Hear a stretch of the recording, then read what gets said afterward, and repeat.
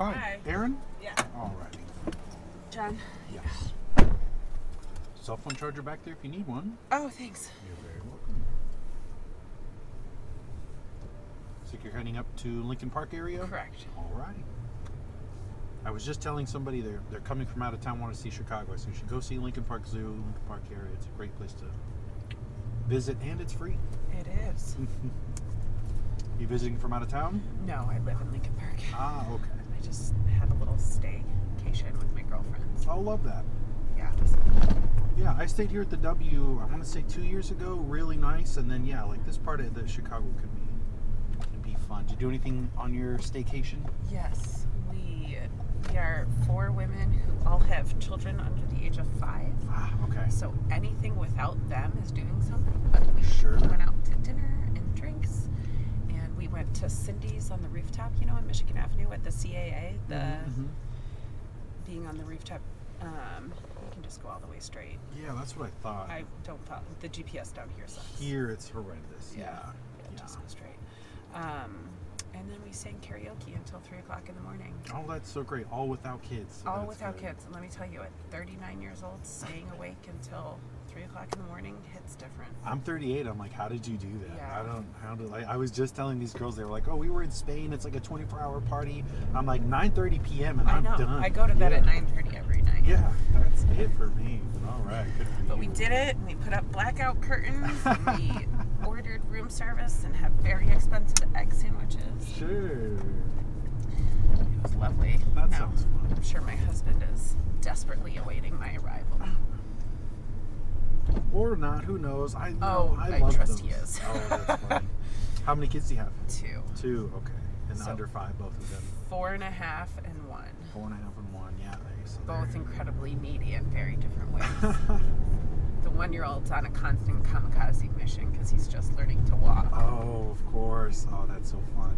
And then the 4.5-year-old is an emotional disaster, desperate for attention that we can't give her because our son is on a kamikaze mission. Sure. So you've got to pay attention to both. That can be so difficult. Yeah. Do you have kids? I do. I have one daughter. She's 9.5. Wow. Yeah. So I'm through that phase of it. In at a least. totally different version. What is she, 4th grade? She just finished 3rd grade and going to be going into 4th grade.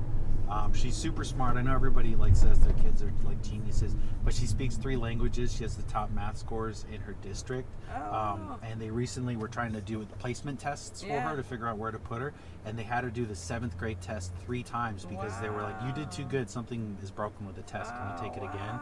Yeah, so she's like a little genius. What brain school kid. district are you in? She's in the Oak Park School District. Oh yeah, right that's now. what we're looking at. So is she Oh, at okay. Percy Walker? Or Percy no. Julian? No, she's at Whittier. Whittier right now, yeah. But I mean, they only go to 5th grade, Yeah. and she's already beyond what they can teach her. Right. And the last 2 years, they just have her teaching other kids and helping students. That's all she's doing. She's not learning anything. So I'm like, I want her to go to a private school, maybe a little more tailored to what she's capable of. Yeah.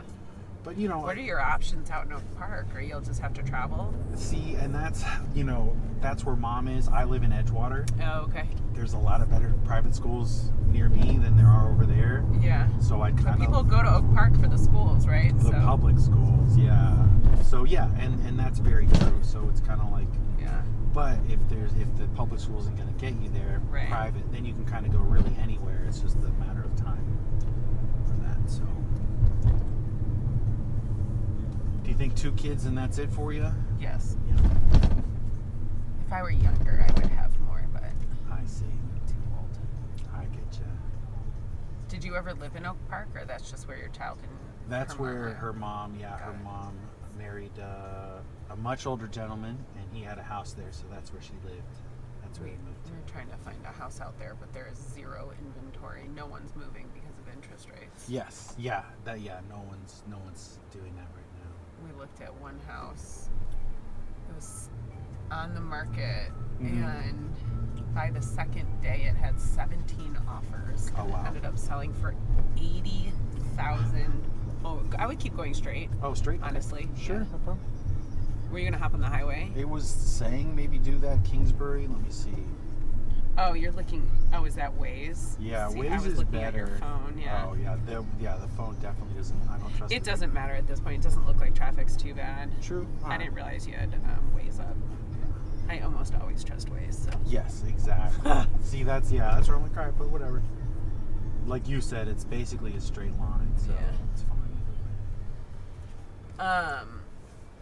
Yeah. Oak Park is it's an amazing place to raise kids. Sure. Yeah, it's pretty good. Yeah, very good. Very nice neighborhood, nice area, definitely safe. You know, I was in Andersonville and Edgewater, which are like comparable, Yeah. but they're still city-wise. Yeah. And that's, I kind of like that because I feel like there's more of a mix of people from all over the world. Yeah. It's a lot more cultural if you're living in a city, which I really enjoy. Yeah. So that was kind of my main reason for it. Plus, I'm literally 2 blocks from the lake. It's so nice. Yeah. Yeah. Yeah. So, are you from Chicago originally? Cleveland. Cleveland. Oh, Yeah. I've been here since '06. Gotcha. But I grew up in Cleveland. What about you? I grew up in California, born and raised out there. Where? I grew up in wine country, and then I Nice. moved to LA for my 20s, and then I came here for my 30s. What do you think of Chicago? I'm always cold. But it's a wonderful city. I tell my daughter, if they were to put Chicago in California, I would never leave. But right now, as soon as she turns 18, I'm back in California. Yeah. I never thought I would be here this long. I went to college in New Orleans and kind of fell in love with New Orleans, not the South, but with the temperature, the climate down there. Sure. I came here in '06 when Katrina hit. Okay. Went back there, and then came back here for graduate school. Yeah. I see. Yeah, I'm very much a lizard desert person, Yeah. so Chicago's really not. The not humidity is Yeah. tough, and the cold is tough. Yes. Yeah, there's no humidity in California Yeah. because the Pacific Ocean. It just Right. doesn't happen, which is real. I had no idea that was a thing. And then like raining in the summertime, it doesn't do that. So like, Right. I remember I moved here in the summer, and I was like, what is this? Why is this happening right now? Thunderstorm? What's going on? Like it was, yeah. It's very different weather, and I was very spoiled. It's growing on me. The city's growing on me, but in the cold, I just shut down. Yeah. What did you study? Psychology? Oh, okay. And is that something you do professionally? Yep. Cool. Yep. So I'm a psychologist. Oh, very cool. What type of psychology do you practice? So very traditional clinical psychology. So think Okay. about what you see in a TV. Yeah. Like I have an office, I have a couch. People don't really lay. Okay. But, hour sessions Sure. with people that are functioning for the most part in life and are just trying to figure out how to optimize their experience, right? Okay. Understand their history, Sure. typical presentation, depression, anxiety, life adjustment, that kind of stuff. Sure. And just to kind You of could say, be my client, for example. Like any functioning adult. Yeah, if you're hiring or if you got any spaces, let me know. I can for sure use one. I am waitlisted to the brim. Oh god, We that's all really are. that's really how it is. Yeah. I am. I kept my office throughout the pandemic, Oh, wow. and so when I was working virtually, my backdrop was my actual physical office, Oh, okay. which was really nice for my clients. Sure. And I am only accepting in-person clients at this point. Well, my wait list is for in-person because very few therapists still have offices. Almost everyone has. It didn't make sense to carry a lease when the pandemic was happening, Right. and people don't want to, so they drop their lease, and they don't want to reestablish a lease until they have a full caseload of people coming in. Sure. So there's a shortage of in-person psychologists available. So, And you prefer that over the Zoom then? Over the 1000%. Okay. I'm so happy that Zoom is an option for people with circumstances that require it, like limited means for transportation Sure. or childcare, Yeah. or remote access. Like, I'm so happy it's there. But living in a city, the number of people that are available for in person, I just the work is so much more rich. Sure. That makes sense. But I'm just very grateful that it was an option for as long as it was. And Absolutely. Yeah, especially with something like a pandemic, people needed it that much more. Right. We're cutting out the social aspect of it. But I totally get what you're saying. I think, yeah, as a psychologist, you know, if you're talking to someone and they're expressing or going through whatever, Right. you have physical cues. They're seeing how they're moving. Yeah. Or they get rigid when you mention something that you might not see with a delay. You might not Exactly. see it from the neck up.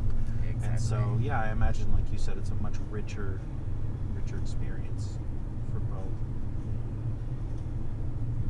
That makes sense. So, since I can't get into a therapist, what would you recommend for somebody? Like, say they don't have the wherewithal, they don't have the time. What could they do? The little bits of mental health things. All of the research is pointing to meditation and mindfulness being as effective or more effective than anxiety medication. So Sure. for someone who has anxiety and likely depression, if there's Mhm. nothing else that they could do, it's develop a practice of meditation. Yeah. It's neurologically changes your brain for the better. Sure, that's a great one. Yeah, and I was reading, what is it, the NIH? If you have a mild depression, they prescribe you exercise and they get Yeah. you a personal trainer Yeah. rather than put you on drugs. And I think that those two things, exercise and meditation, absolutely life changing for a lot of people. So Yeah. that makes sense. I like meditation because no one,